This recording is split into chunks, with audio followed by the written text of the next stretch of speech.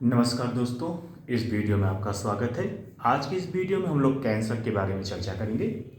देखिए, कैंसर एक खतरनाक बीमारी होती है जो भारत ही नहीं पूरी दुनिया में विकराल रूप लेती चली जा रही है। ठीक है।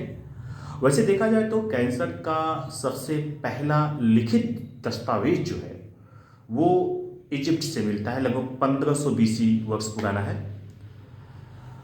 उसके बाद से ही ये कैंसर के तमाम आपको सबूत मिलते हैं कि ये कैंसर एंशियंट काल से ही ह्यूमन बीइंग में पाया जाता रहा है। तो ये कहना गलत होगा कि ये एक नई बीमारी है और ये अभी से स्टार्ट हुई, ऐसा कुछ नहीं है। कैंसर बहुत ही प्राचीन बीमारी है और बहुत पहले से ही ये पाई जाती रही है। ठीक है। अभी 2020 में एक रिपोर्ट आई थी, नेशनल कैंसर रजिस्ट्री प्रोग्राम ने एक रिपोर्ट पेश की थी। उसके अनुसार भारत में 2020 में लगभग 13,92,179 कैंसर के मरीज थे। और ये जो मरीज थे मुख्यतः breast cancer, lung cancer, mouth cancer, cervix में जो बच्चेदानी का कैंसर होता है और टंग कैंसर से ग्रसित थे।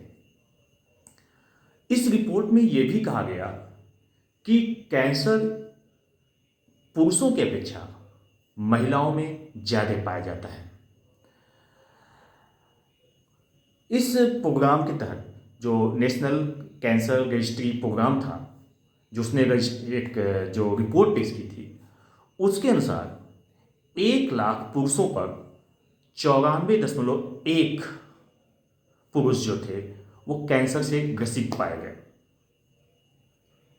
जबकि महिलाओं में 1 लाख महिलाओं में 103.6 महिलाएं कैंसर से पीड़ित पाई गई थी।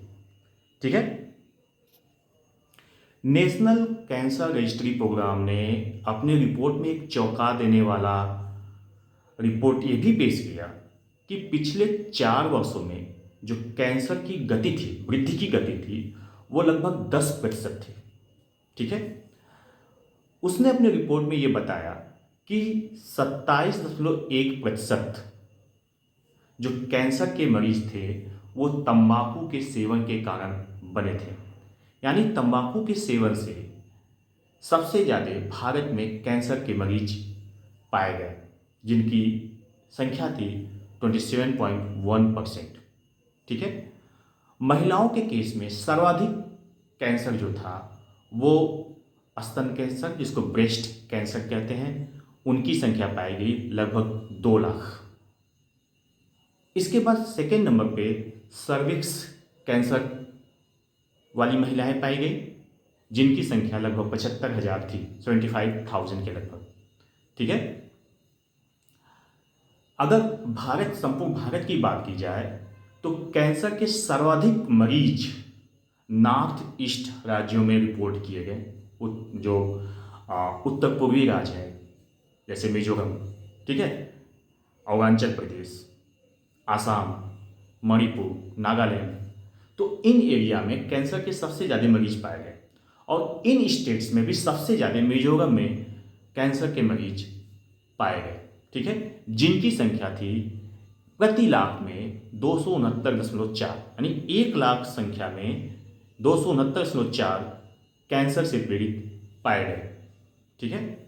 अगर डिस्ट्रिक्ट वाइज बात की जाए तो महाराष्ट्र के उस्मानाबाद और बीड एक जिला है, उस्मानाबाद और बीड, शायद मैं प्रोनाउंसिएशन सही नहीं कर रहा हूँ, बीड जिला है, वहाँ पर सर्वाधिक कैंसर के रोगी पाए गए।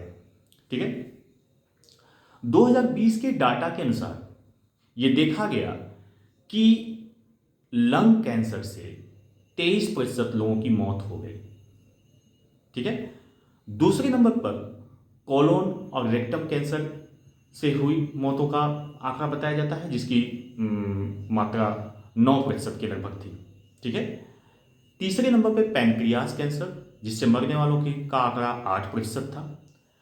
और चौथे नंबर पर ब्रेस्ट कैंसर, जिससे मरने वालों का आंकड़ा 7% था।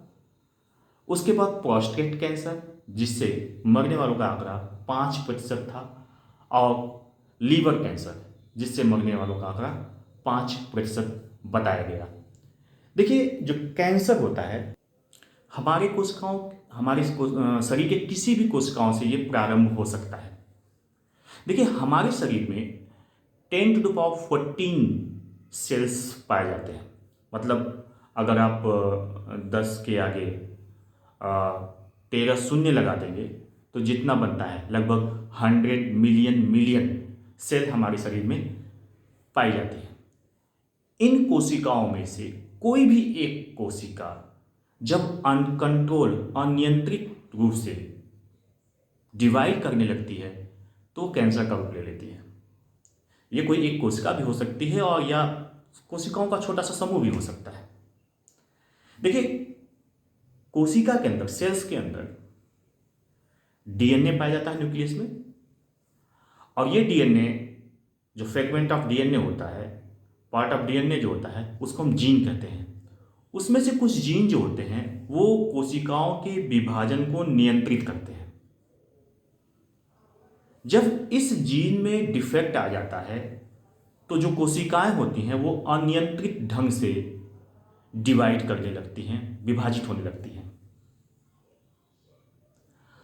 और विभाजन तो होता है, कोशिकाएं अपनी संख्या बढ़ाती हैं, लेकिन मरती नहीं है, डेथ नहीं होती है, जिससे उस पार्ट में ट्यूमर विकसित करने लगता है। ठीक है, ये ट्यूमर दो तरह के हो सकते हैं। पहला होता है नॉन मैलिग्नेंट और दूसरा होता है मैलिग्नेंट। मैलिग्नेंट का मतलब होता है जहरीला। ठीक है, जब मैलिग्नेंट टाइप का ट्यूमर डेवलप कर जाता है तो वो कैंसर का विकराल रूप ले लेता है। नॉन मैलिग्नेंट जो ट्यूमर होता है उसको तो आप ऑपरेट करके निकाल देंगे, कोई दिक्कत नहीं आएगी। लेकिन जो मैलिग्नेंट टाइप का होता है उसमें क्या होता है कि उस ट्यूमर से कोई भी कोशिका रक्त वाहिकाओं के द्वारा, ब्लड वेसल्स के द्वारा शरीर के किसी भी स्थान पर पहुंच जाती है और वहां पर फिर डिवाइड करना शुरू कर देती है। मतलब आपके किसी अंग में अगर सेल्स अनकंट्रोल डिवाइड करती है, ट्यूमर बनाती है, और वो ट्यूमर मैलिग्नेंट टाइप का होता है, तो वहां से जो ग्रुप ऑफ सेल्स होता है उसमें से कुछ कोशिकाएं निकलती हैं और शरीर के डिफरेंट पार्ट में जाती हैं। वहां पर वो सेटल करके फिर से डिवाइड करना शुरू कर देती हैं और वहां पर भी ट्यूमर बना देती हैं। यानी ये पूरे शरीर में फैल जाता है। इस तरह का कैंसर ऑपरेट करके इनको निकालना बड़ा मुश्किल होता है। ठीक है, तो कैंसर का अगर मुख्य कारण देखा जाए तो एक अमेरिका में स्टडी हुई थी, उसके अनुसार स्मोकिंग जो होता है 19% कैंसर का कॉज करता है। मतलब स्मोकिंग सबसे मेजर काज माना गया। 19% जो कैंसर होता है वो धूम्रपान से होता है। दूसरे नंबर पर 7.8% मोटापे की वजह से कैंसर बताया गया कि अगर आदमी मोटा है तो 7.8% चांसेस बढ़ जाते हैं कि उसको कैंसर हो।